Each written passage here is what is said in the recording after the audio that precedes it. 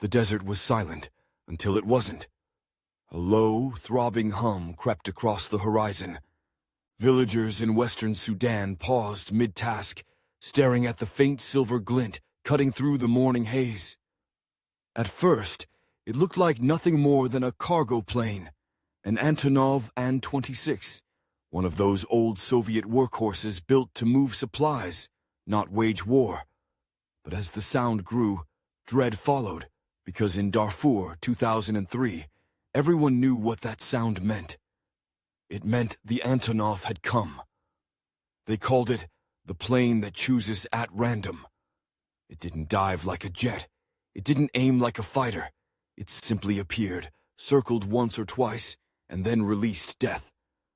From its open cargo bay tumbled at oil drums packed with explosives, fuel, and metal scraps, homemade bombs that rolled through the air before shattering the ground below. There was no warning siren, no shelter, no chance. Just a sudden flash, a deafening crack, and the kind of silence that follows only after screaming stops. And yet, this wasn't the front line of any conventional war. It was a region at the edge of the world, Darfur, where a rebellion had risen against the Sudanese government. A rebellion born not of ideology, but of neglect. For decades, Darfur's non-Arab tribes had been left behind, cut off from Khartoum's wealth, from its roads, its politics, and its promises.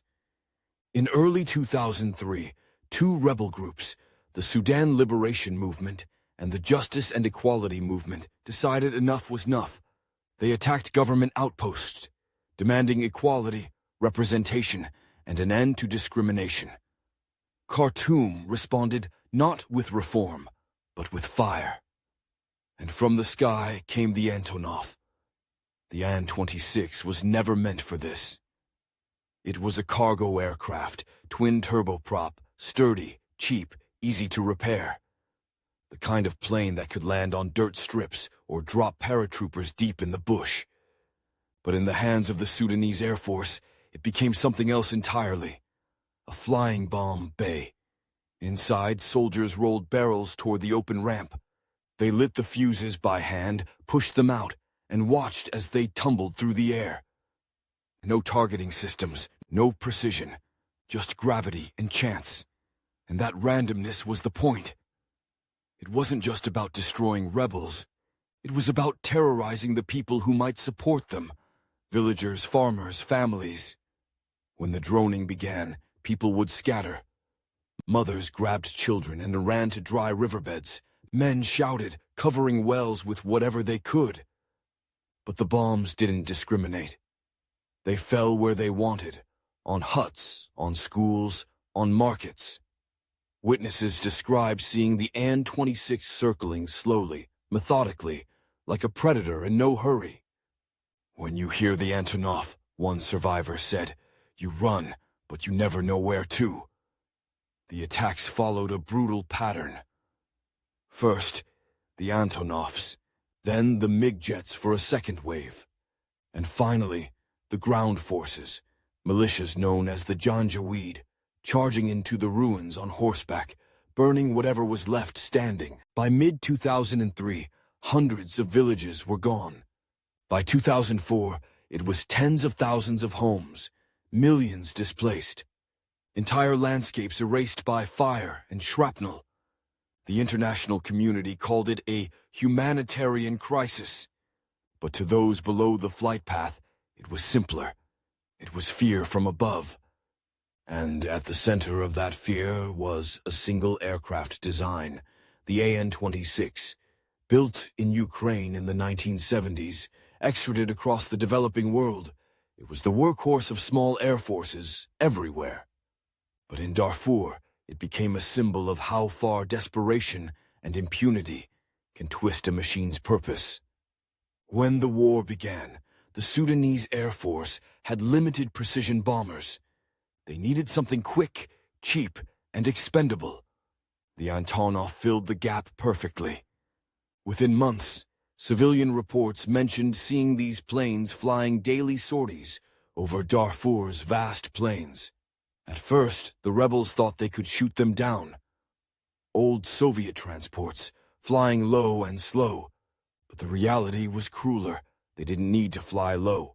They could drop from high altitude with no target, no aim, and still hit someone. Because when you bomb an entire village, accuracy isn't required. Human Rights Watch documented dozens of these attacks.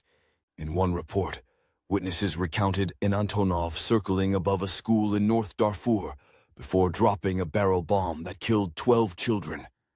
In another, an aid worker described how bombs were rolled out as if they were sacks of grain. Satellite images confirmed what survivors said. Village after village burned to ash within hours of an Antonov pass.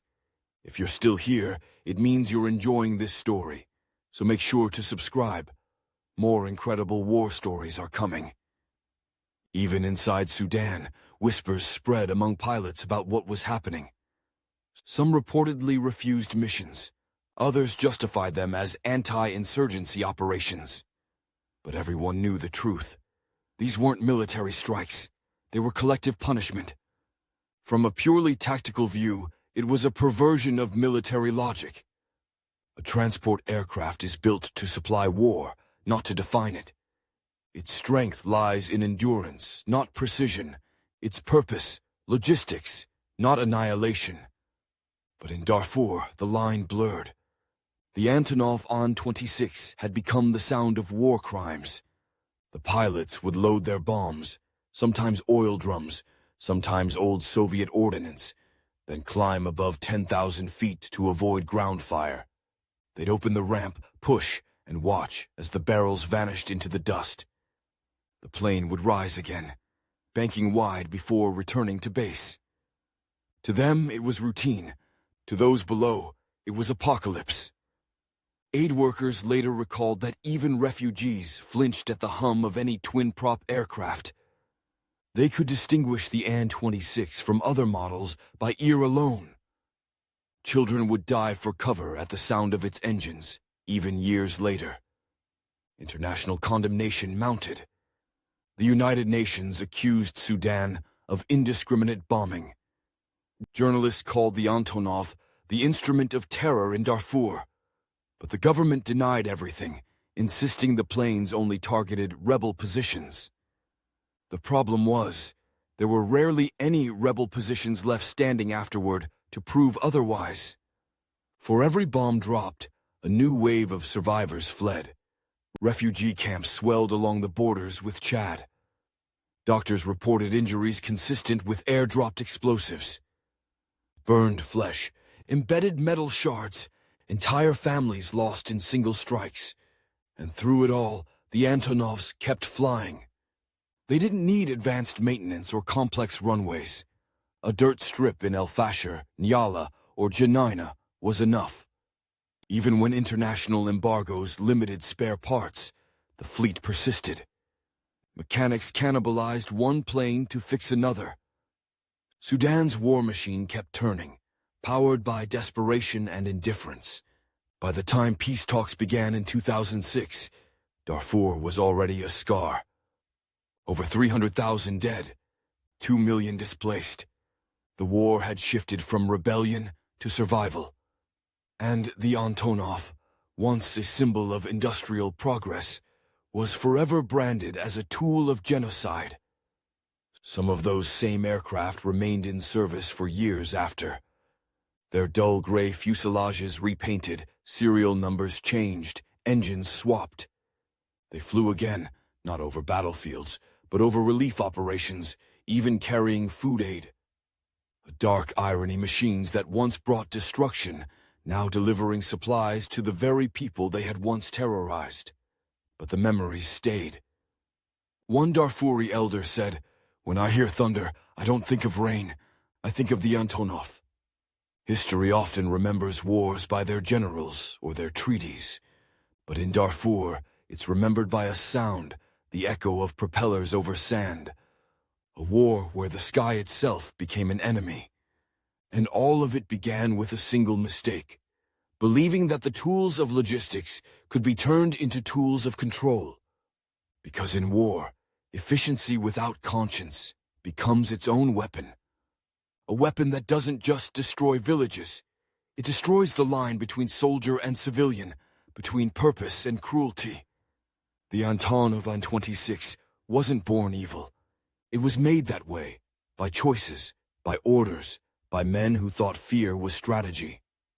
And, as it circled above Darfur's burning plains, it taught the world a quiet, devastating truth, that even the most ordinary machines can become instruments of terror when humanity leaves the cockpit. In the end, the Antonov didn't just drop bombs over Darfur. It dropped the illusion that war ever stays on the ground.